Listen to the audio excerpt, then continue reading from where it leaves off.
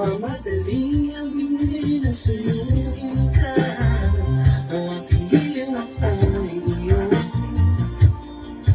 Kahit pa matalison, mapagod at magbigay ang puti ako nito. Sir, pag may time ka, you can always visit my office. Opo. You can also spend kahit mga ilang nights, so you don't need to spend sa hotel. Opo. Aircon din naman doon. Sa Naga kayo? Yes. Saan sa Naga, ma'am? Exact? Sa malapit lang nila Naga Cathedral. Okay. Sa Paz Street Corner, Elias Angeles.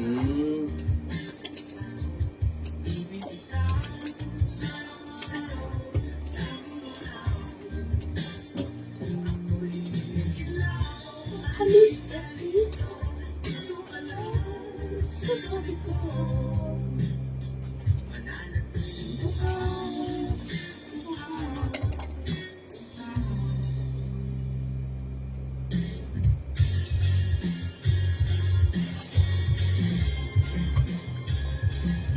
Okay.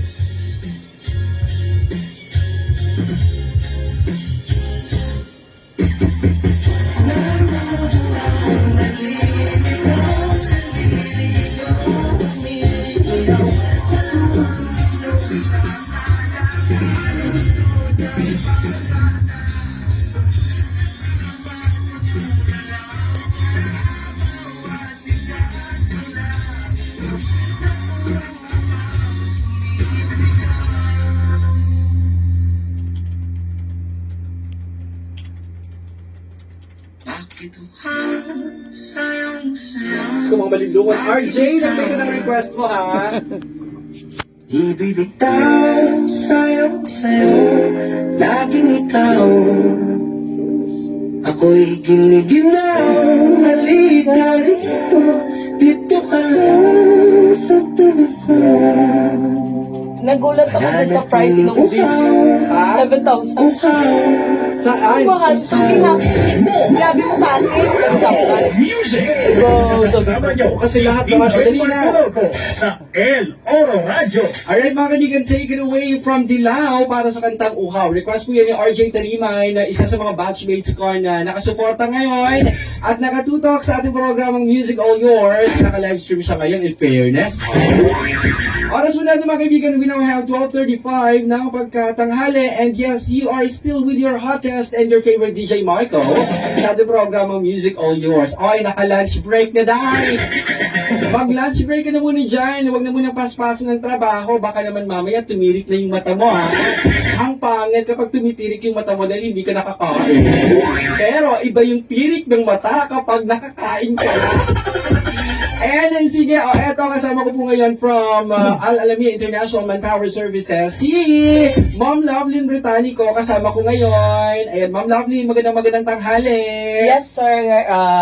Good afternoon, actually. Ayan. Si Ma'am Lovelyn, sila yung nagkakandak ngayon ng special Yes, recruitment po. activity ng Al-Alamia Al-Alamia. International Manpower Services. Ma'am, kwentuhan mo muna kami, ano ba ang Al-Alamia International Manpower Services? Okay, sa una is gusto ko pong batiin ang lahat na nakikinig at nanonood sa live streaming ni DJ Marco. And magandang tanghali po sa lahat. Magpapakilala po muna ako. My name is Lovelyn Franco Britannico. I was born and raised sa Mindanao, but my parents originated sa Iloilo, so pure Ilongga ako. And makaintindi man ko Bisaya o Bicolano and of course Ilonggo. So ako ang branch manager ng Al-Alamia International Manpower Services, Naga branch. And si Al-Alamia is 23 years na in service. Matagal na rin pala, ano, Ma'am? Yes po, sir. Okay. So, knowing the fact na ang pag-a-abroad is very, natatakot sila dahil daw delikado, nakakatakot ang lugar. Pero ako, sir, I've been working abroad for 17 years. Oo, matagal-tagal din. Yes po, galing Pero na po. under Al-Alamia din po kayo? Sa ibang agency. Okay. Pero sir, si Al-Alamia kasi, matagal ko na siya actually kilala din. Pero Since yung aking mga kamag-anak doon galing sa isang so may agency doon na in-applyan ko. Pero kaya nga ako naglipat ng agency kay Al Alamia kasi na ko yung track record, which is maganda talaga ang track record ni Al Alamia. And okay, para sa gustong mag-abroad, yung nagsinasabi ninyong natatakot kayo kasi delikado, actually hanggat sa wala po kayong gagawin na masama or labag sa batas ng isang bansa, wala po kayong dapat ikatakot. Matatakot lamang po kayo kung yung mga patakaran nila is hindi nyo susundin. Yun talaga ang nakakatakot, kahit nga dito naman sa Pilipinas may mga nang-aabuso, nagmamaltrato ng mga amo, nakikita naman natin sa mga balita. Ganon din sa ibang bansa kasi hindi naman perfecto ang kada bansa, sir, okay? Pero ito lang po ang aking maipapangako sa inyo.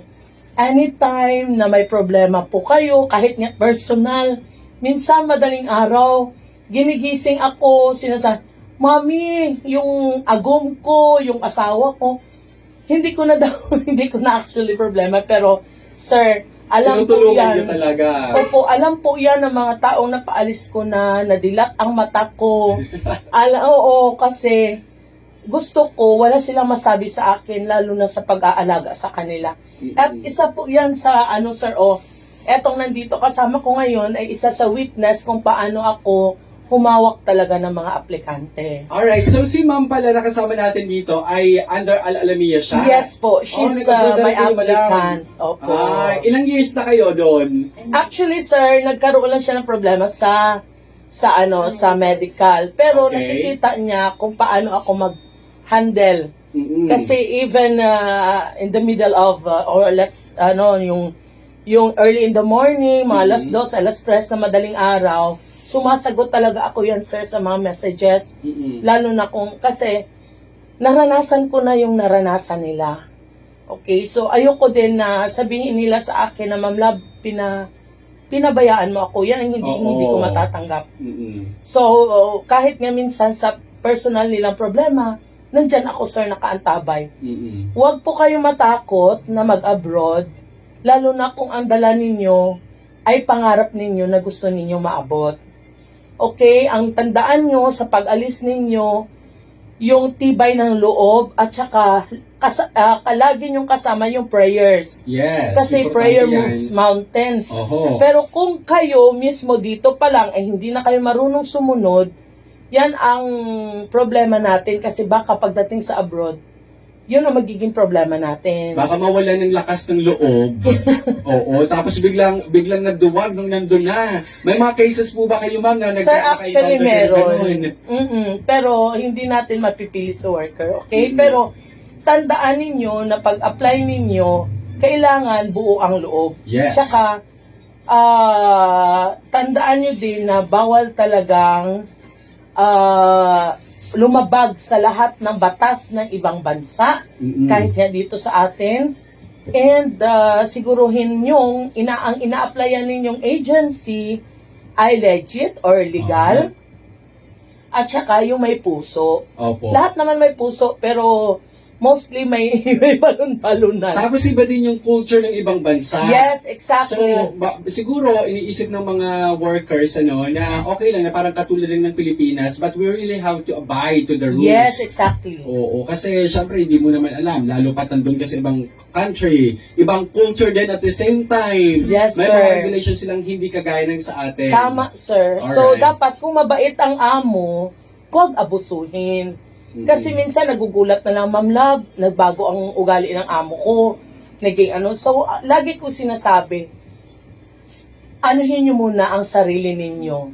Tanungin nyo bakit biglang nagbago ang pakikisama sa inyo ng amo. Baka may nagawa kayo masama or hindi nila nagustuhan. Kasi kahit naman dito tayo namamasukan, kung ang inaatupag natin ay puro cellphone, talagang doon pa lang, bagsak na tayo. So, alalahanin natin na pumunta tayo ng abroad para magtrabaho, para maabot natin yung mga pangarap natin.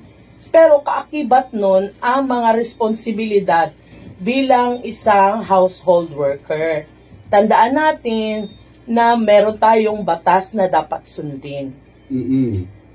Yun. So ngayon, Ma'am Love, meron tayong special recruitment activity na nangyayari dito sa Yes, sir. Rizal Sports and Cultural Center. Sige po, Opo, Ma'am. sa mga may mga plano pong mag-abroad na mga babae between 24 to 40 years old, sa first timer 24 to 35. Okay na po yan. Huwag po kayo mahiyang lumapit at magtanong sa akin. Nandito po kami ngayon sa may Tico Maristela Sports Covered and Court. Cultural Yes. Center, yes. Actually, mas pinili ko sa labas, sir, kasi medyo mahangin. Kasi doon sa loob, walang Oo, kasi brownout yung kanina, opo. So, doon kami sa labas, sa harap mismo ng daan. Yung mga dumadaan, tinatawag ko. So, nag-i-enjoy ako dito. Salamat sa mainit na pagtanggap dito sa Aruroy. Sir, salamat sa inyo. Sa kay Sir Banjo. Sa lahat ng sumuporta dito sa aking SRA. Salamat po ng marami sa inyo. Si Lord na po ang bahalang magbalik ng mga kagandahang loob na ipinakita ninyo sa amin.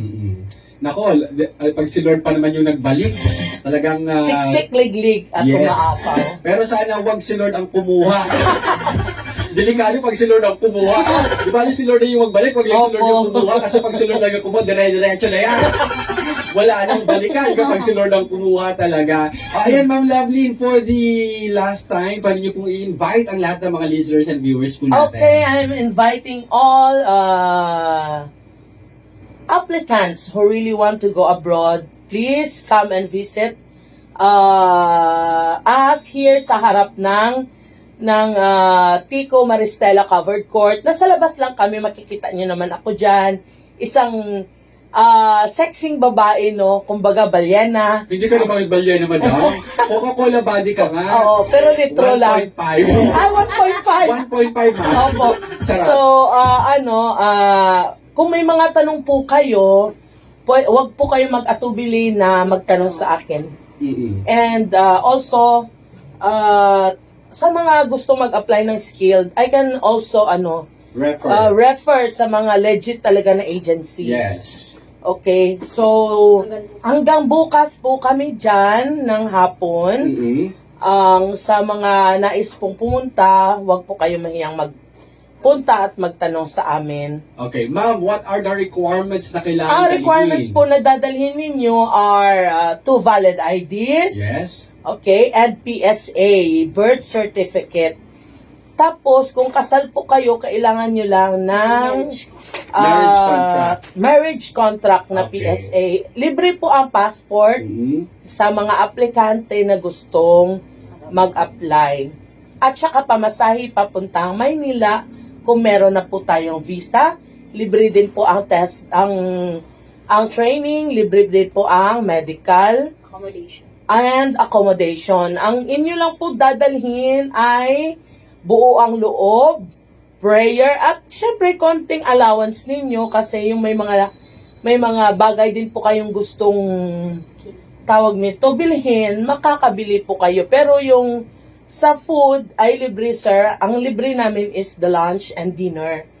Pero pag kayo po ay masipag, katulad ng nag-volunteer kayo doon sa kusina, sa hindi po kayo magugutom sa agency namin. Kasi, kahit pa paano makakakain kayo. Yes. Diba? Sipag lang talaga. Sipag at syaga lang talaga yan, sir.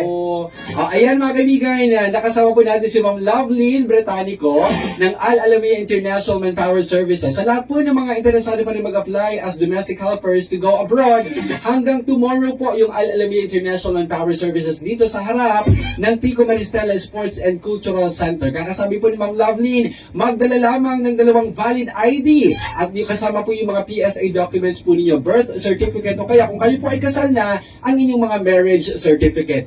Eto na ang pagkakataon ninyo para matupad ang mga pangarap ninyo. Baka gusto nyo na mag-abroad at tuparin ang pangarap ng buong pamilya. Lapit na kayo. Legit ito at kompleto kayo sa certifications, yes, sir. Kung mas maganda kung may ang iba, may mga passports na. Mas madali. Mas madali. Pero kung wala naman, at least may libre kayo Yes, processing ng passport dyan. Ayan. So, kumbaga, kung ilan silang aplikante dito na walang Para isa. passport, sir, Ah. pag-isahin natin dala sa DFA. DFA Legazpi. Tapos sabay-sabay na ipaprocess Yes yun. Ay, po. ang ganda. Ay, Catherine, eto may nagtatanong kasi dito. Actually, may mga reaction tayo coming from our live viewers. Si Jovi, nasa Kuwait siya ngayon. Yes, sir. And he agree with you sa lahat ng mga sinasabi mo kanina, Ma'am Lovely, na yun na, kailangan talagang makisama tayo Yes. sa amo. Kailangan malakas yung loob mo. Ano Opo. sinasabi niya dito? Exactly, madam. Good job for monitoring all of your applicants. Sabi Salamat ni- din. Ni Ma'am Jovi Banyas Piñapel. And si Catherine naman, ay isa siyang OFW na nasa Hong Kong ngayon. O Kat, baka naman gusto mong lumipat at magtrabaho na sa mga Western countries or Middle Eastern countries. Ayan, si Catherine Balisong, ang agency nila ay Al Alamiya International Manpower Services. Nagtatanong siya kung anong agency daw po kayo. Okay. So, ano na, hanapin nyo na lang si Ma'am Lovelyn, ha? I-search nyo po si Ma'am Lovelyn sa Facebook, ma'am. Saan po nila kayo pwede makontak just in case interesado sila mag-apply through online. Okay, pwede nila akong i-contact sa Lovelyn Franco Britannico. Ako po yung naka-profile, Ah. okay? Kung ano po yung totoo kong pangalan, yun din po ang pangalan ko sa Facebook. Mhm. And you can also call or text me sa 0909-809-6643 and 0965-6472809. Okay, ma'am, ulitin po natin yung number po ninyo, ma'am, para makuha lang ng ating mga listeners. Okay,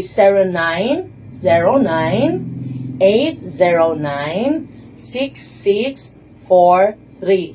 At saka isa, yung